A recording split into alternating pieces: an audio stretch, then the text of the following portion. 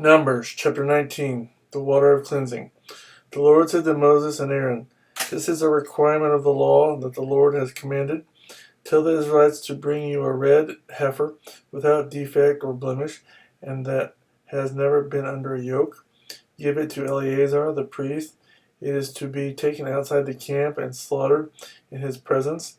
Then Eleazar the priest is to take some of its blood on his finger and sprinkle it 7 times toward the front of the tent of meeting. While he watches, the heifer is to be burned, its hide, flesh, blood, and offal. The priest is to take some cedar wood, hyssop, and scarlet wool, and throw them onto the burning heifer. After that, the priest must wash his clothes and bathe himself with water. He may then come into the camp, but he will be ceremonially unclean till evening. The man who burns it must also wash his clothes and bathe with water, and he too will be unclean till evening. A man who is clean shall gather up the ashes of the heifer and put them in a ceremonially clean place outside the camp. They shall be kept by the Israelite community for use in the water of cleansing. It is for purification from sin. The man who gathers up the ashes of the heifer must also wash his clothes, and he too will be unclean till evening. This will be a lasting ordinance both for the Israelites and for the aliens living among them. Whoever touches the dead body of anyone will be unclean for 7 days.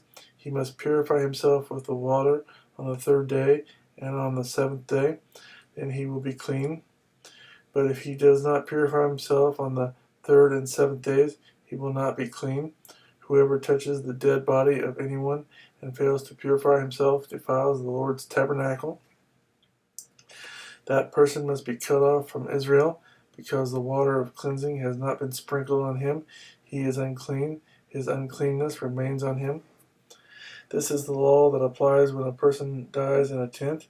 Anyone who enters the tent and anyone who is in it will be unclean for 7 days, and every open container without a lid fastened on it will be unclean.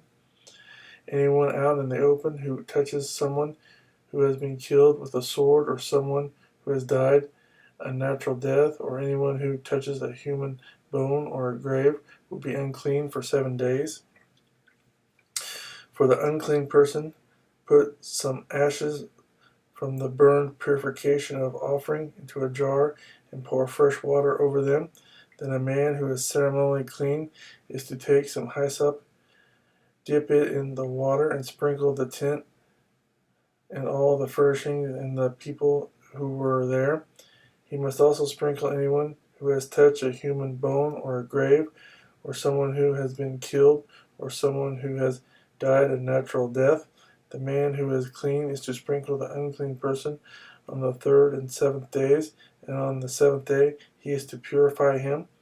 The person being cleansed must wash his clothes and bathe with water, and that evening he will be clean.